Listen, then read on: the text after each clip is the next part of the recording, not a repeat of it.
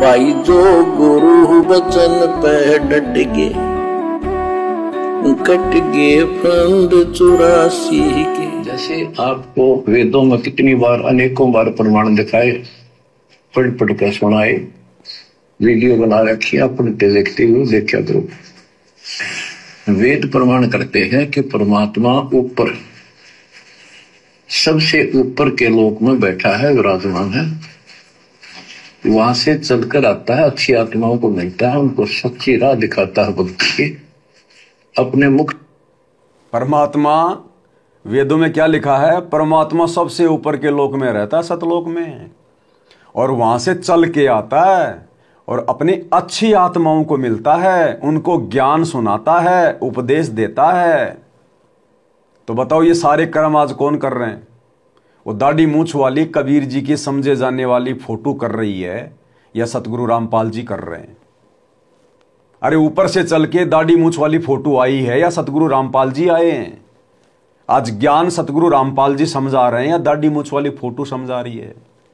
आज उपदेश सतगुरु दे रहे हैं या दाढ़ी मूछ वाली फोटो दे रही है? तो परमात्मा कौन हुए असल में? कौन है कबीर? सतगुरु रामपाल जी।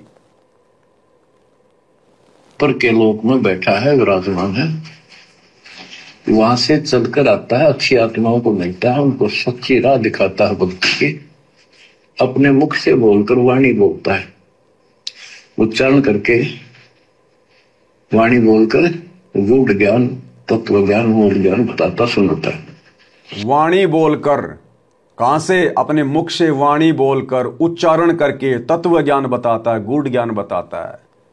अगर वो दाढ़ी मूछ वाली कागज की समझे जाने वाली कबीर जी की मुर्दा फोटो ही भगवान है, परमात्मा है, तो कितनी बार उसने मुख से उच्चारण करके वाणियां सुनाई, सत्संग सुनाए। और सतगुरु सन 1994 से सुना रहे हैं। 94 से पहले भी सतगुरु लोगों को ज्ञान समझाया करते थे, अपनी कैसेट अपनी आवाज में भर भर के। आने वाले विशेष संदेशों में आपको बताएंगे। परमात्मा अपने मुख से कैसेटें भर भर के लोगों को दिया करते थे, जिस समय गुरुजी एक भगत की भूमिका निभा रहे थे।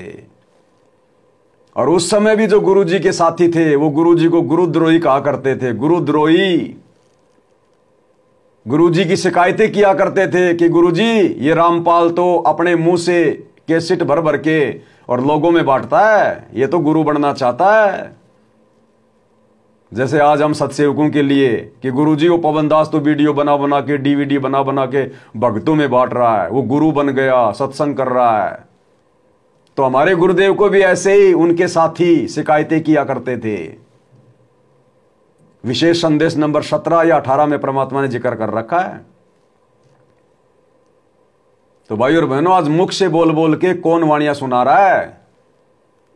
वो मुर्दा समझे जाने वाला कबीर या जिंदा कबीर सतगुरु रामपाल जी? तो किसका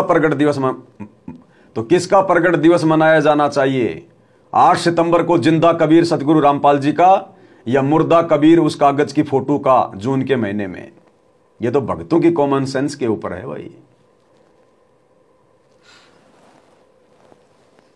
उच्चारण करके, वाणी बोलकर गूढ़ ज्ञान, तत्व ज्ञान, मूल ज्ञान बताता सुनाता है। और वो अमृतवाणी, और वो उस समय जब एक लीला करता है संत की, सतगुरु की, उसके बहुत सारे फॉलोअर हो जाते हैं। और उनमें वो नायक की तरह होता है, जैसे सेनापति सुशोभित होता है अपनी सेना के ऊपर साथ, ऐसे वो उनका पूज्य होता है। और वो जो वाणी बोलता है वो उनके फॉलोअर के लिए, उनके अनुयायियों को बहुत आनंददायी होती है, बड़ी प्यारी लगती है, क्योंकि वो भगवान। कितना बड़ा संकेत है और संदेश है गुरु को परमात्मा मानने के लिए। क्या कह रहे परमात्मा? जब वो परमात्मा ऊपर से आता है, अच्छी आत्माओं को मिलता है, अपना तत्व ज्ञान, गूढ़ ज्ञान मुख से वाणी उच्चारण करके बताता है, और वो अपने भक्तों के बीच में ऐसे होता है जैसे सेना के बीच में सेनापति। तो आज गुरुदेव हमारे लिए क्या हैं? जैसे हम उनकी सेना हैं और गुरुदेव हमारे सेनापति हैं। और आगे क्या कह रहे हैं गुरुदेव, सबसे बड़ा संकेत कि जब वो परमात्मा अपने मुख कमल से वाणियां गाता है, शब्द गाता है, तो उसके भक्तों को ऐसी लगती है अमृत के जैसी मीठी। कैसी लगती हैं? अमृत के जैसी मीठी। और तुरंत बाद सतगुरु रामपाल जी भगवान अब अब्राहिम सुल्तान वाला शब्द गाएंगे, तुरंत शब्द गाएंगे। और यह शब्द हमें कितना मीठा लगेगा। यहां दुनिया की बात नहीं हो रही, उस सेनापति के सैनिकों की बात हो रही है, उस सतगुरु के भक्तों की बात हो रही है, जिनका वो सतगुरु होता है। कि जब वो परमात्मा नीचे आता है, फिर अपने मुख कमल से वाणियां गाता है, तो उसके भक्तों को आनंददायी होती हैं, अमृत जैसी मीठी होती हैं। और फिर ये साबित करने के लिए कि वो परमात्मा कौन है, तुरंत गुरुजी शब्द गा रहे हैं, तुरंत। और वो शब्द फिर मीठा किसको लगेगा? आप और हमें। तो गुरुदेव के द्वारा ये बातें बोलकर तुरंत शब्द गाना इस बात को साबित करता है कि हमारे गुरुदेव स्वयं कबीर परमात्मा है, सतलोक से उतरे हुए हैं। ये गूढ़ ज्ञान, मूल ज्ञान, तत्व ज्ञान अपने मुख कमल से वाणी द्वारा उच्चारण करके सन 1994 से समझा रहे हैं। और वो अपने भक्तों के बीच में सेनापति की तरह होते हैं।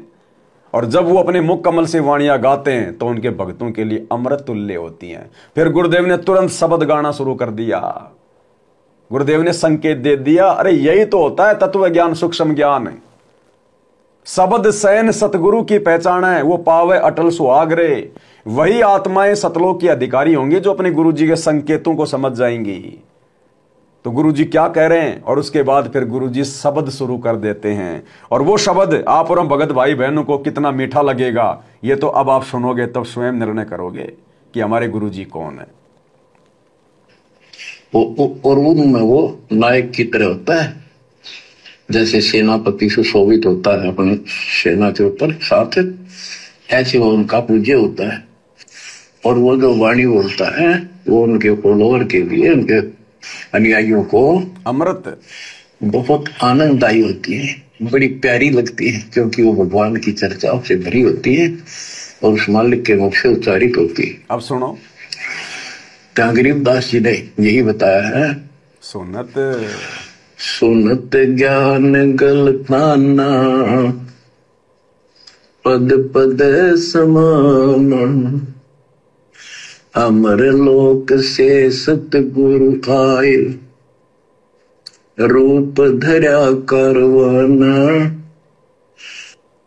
इसी प्रकार भाई और बहनों, अमर लोक से सतगुरु आए, रूप धरा रामपाला।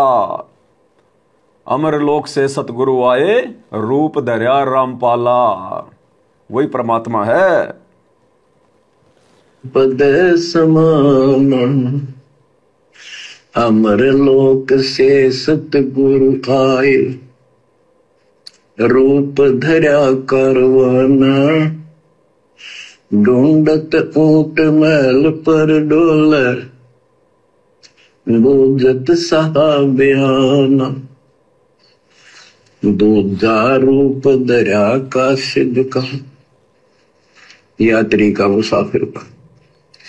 महल सराय बखाना, ये तो महल हमारे हैं, तू पंथी पर आया।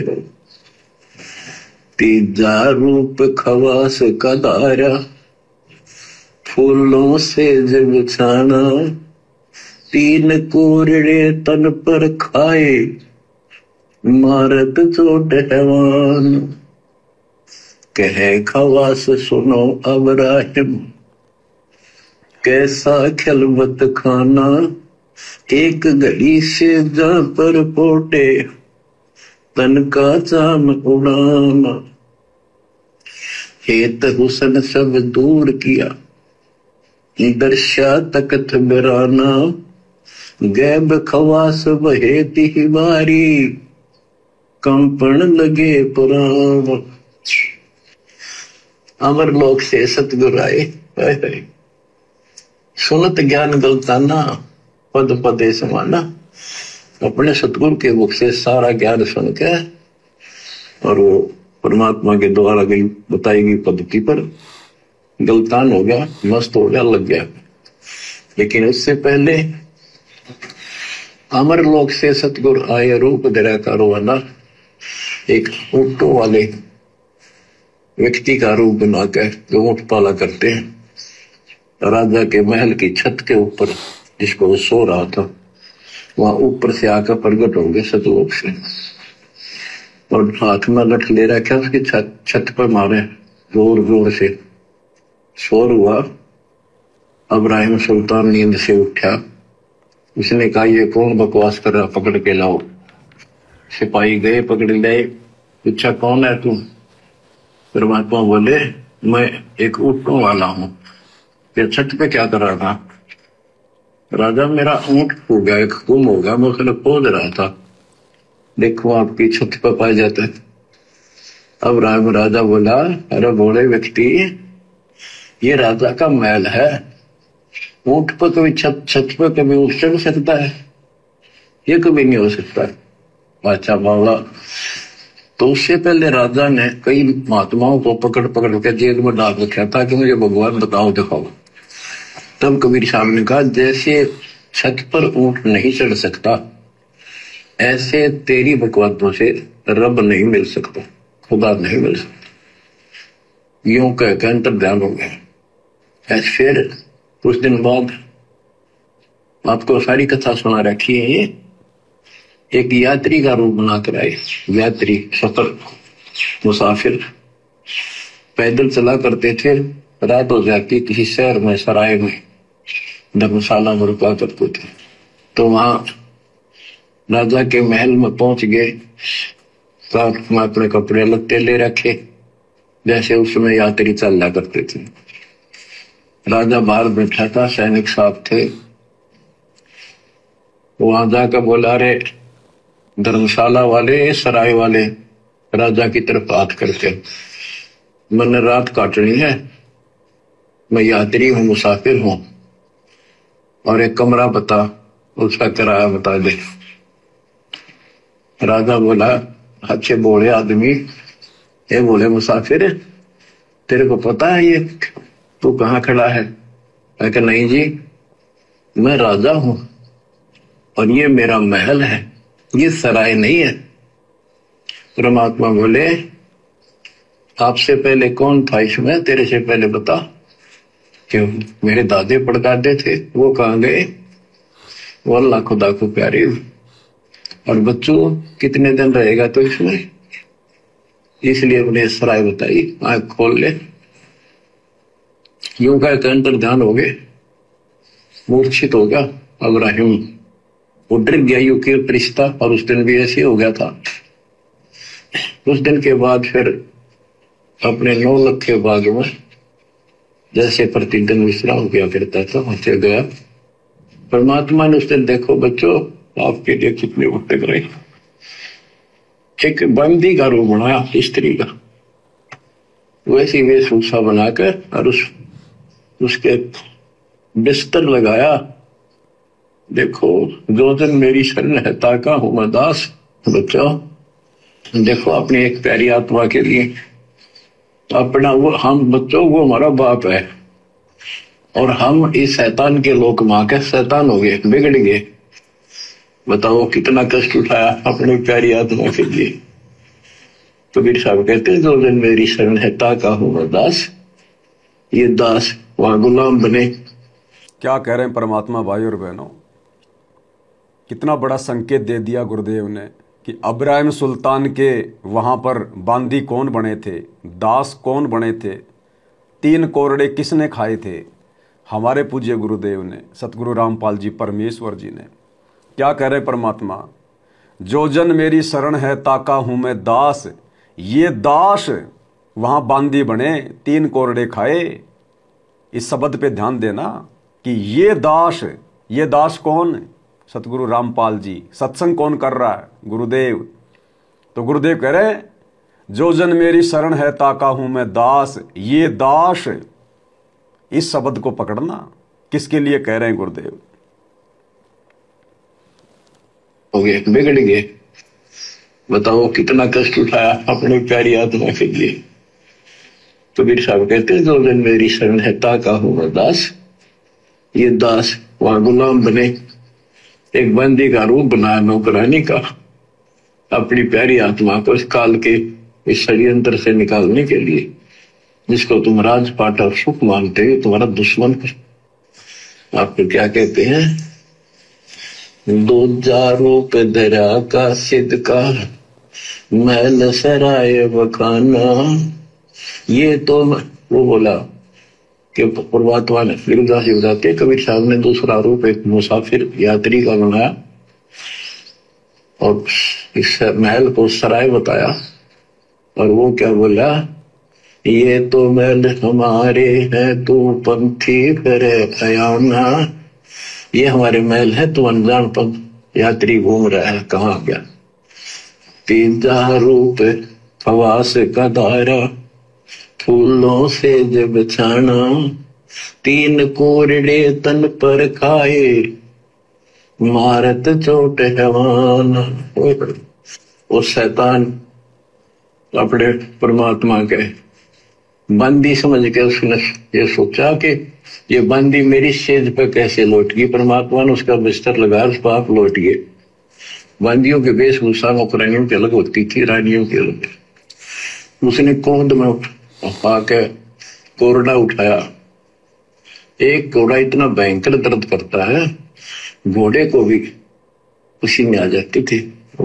घोड़ों के लिए होता था और उधर से दंड देने के लिए भी वही रखा जाता था।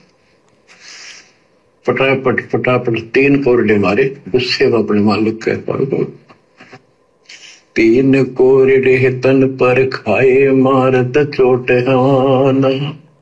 भाई और बहनों, ये गलतियां आप और हमने भी कर रखी हैं। ना जाने कितनी बार आप और हम सभी भगत भाई बहनों ने इब्राहिम सुल्तान का जीवन जिया है, और हमने भी उन जन्मों में इसी प्रकार से परमात्मा को कोरडे मारे हैं। अगर इस कलयुग की पिछली पीढ़ी में यहां से पार नहीं हुए, तो ये काल हमसे इतना द्वेष करके बैठा है, हमारे को सूली पे टांग देगा। फिर ये मौका देख रहा है कि एक बार इसका पैर फिसल जाए इस भक्ति से, एक बार ये सतगुरु की शरण से दूर हट जाए, एक बार मर्यादा तोड़ दे, उसके बाद बताऊंगा फिर मैं इसको। दुश्मन की तरह लाल आंखें करके आप और हमारे पीछे पड़ा हुआ है। यदि हम एक बार यहां से, अगर हमारा काम बिगड़ गया इस कलयुग की पिछली पीढ़ी में, क्योंकि अब की बार फेल हो गए तो सतगुरु साथ छोड़ देगा। सतगुरु साथ छोड़ देगा तो फिर जाएंगे कहां। 2 ही शक्ति है, काल और दयाल। दयाल को हमने गंवा दिया और काल के हम जाल में फंस गए। कसाई के बाड़े से अगर कोई बकरा बकरी एक बार निकल जाए और दोबारा पकड़ में आ जाए, सबसे पहले उसी को काटता है। तो विचार कर लेना भाई और बहनों, अगर पैर अगर फिसल गया। भाई जो गुरु वचन पे डट गे, कट गे फंद 84 के, कट गे फंद 84 के, कट गे फंद 84 के। भाई जो गुरु वचन पे डट गे, कट गे फंद 84 के, कट गे फंद 84 के, कट गे फंद 84 के। भाई जो गुरु वचन पे डट गे,